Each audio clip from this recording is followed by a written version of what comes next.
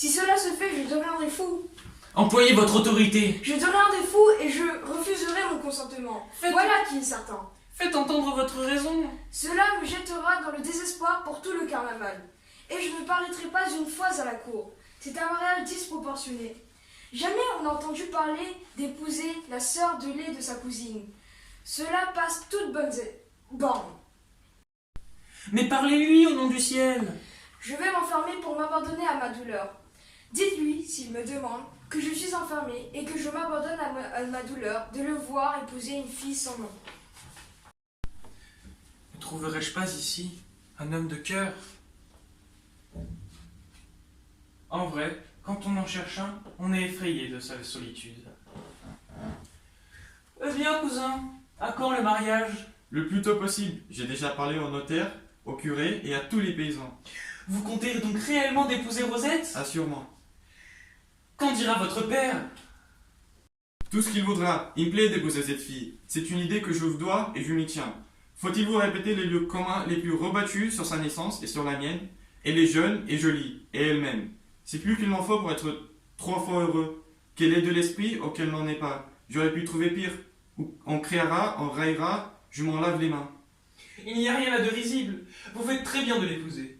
Mais je suis fâché pour vous d'une chose. C'est qu'on dirait que vous l'avez fait par dépit. Vous êtes fâché de cela? Oh, que non!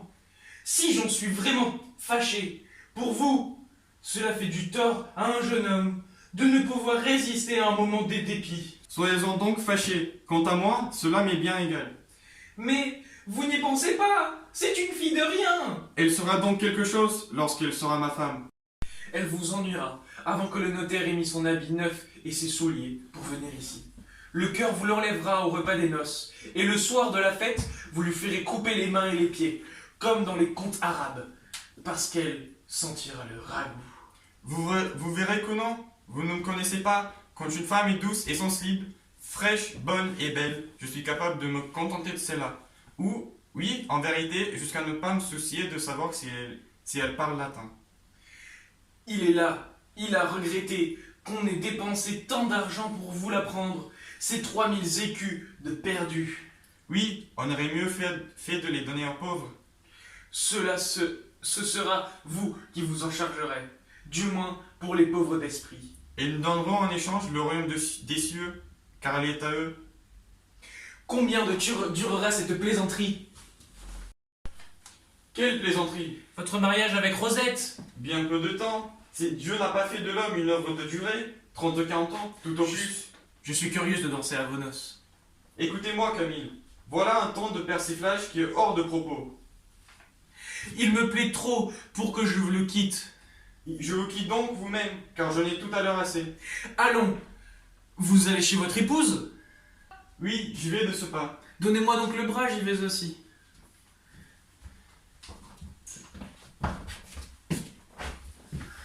Te voilà, mon enfant. Bien, je vais te présenter à mon père. Monseigneur, je viens vous demander une grâce. Tous les gens du village à qui j'ai parlé ce matin m'ont dit que vous aimiez votre cousine et que vous ne m'avez fait la cour que pour vous divertir tous deux. On se moque de moi comme je passe et je ne pourrai plus trouver de mari dans le pays. Après avoir servi de risée à tout le monde, permettez-moi de vous rendre ce collier que vous m'avez donné et de vivre en paix chez ma mère. Tu es une bonne fille, Rosette. Garde ce collier. C'est moi qui te le donne. Et mon cousin prendra le mien à la place. Quant à un mari, n'en sois pas embrassé. Je m'en charge de t'en trouver un. Ce n'est pas difficile, en effet. Allons, Rosette, je te mène à mon père. Pourquoi? Cela est inutile. Oui, vous avez raison. Mon père me recevrait mal. Il faut laisser passer le premier moment de surprise qu'il a éprouvé. Viens avec moi. Nous retournerons sur la place. Je trouve plaisant qu'on dise que je ne t'aime pas quand je t'épouse. Par Dieu, nous les ferons bien taire. Que se passe-t-il en moi? Il l'emmène d'un air bien tranquille. Cela est singulier. Il me semble que la tête me tourne. Est-ce qu'il l'épouserait? Tout de bon. Oh là! Dame Peluche! Dame Pluche! N'y a-t-il donc personne ici? Courez après le seigneur Perdican. Dites-lui qu'il remonte ici, j'ai à lui parler. Mais que se passe-t-il donc? Que cela? Je n'en plus, mes pieds refusent de me soutenir.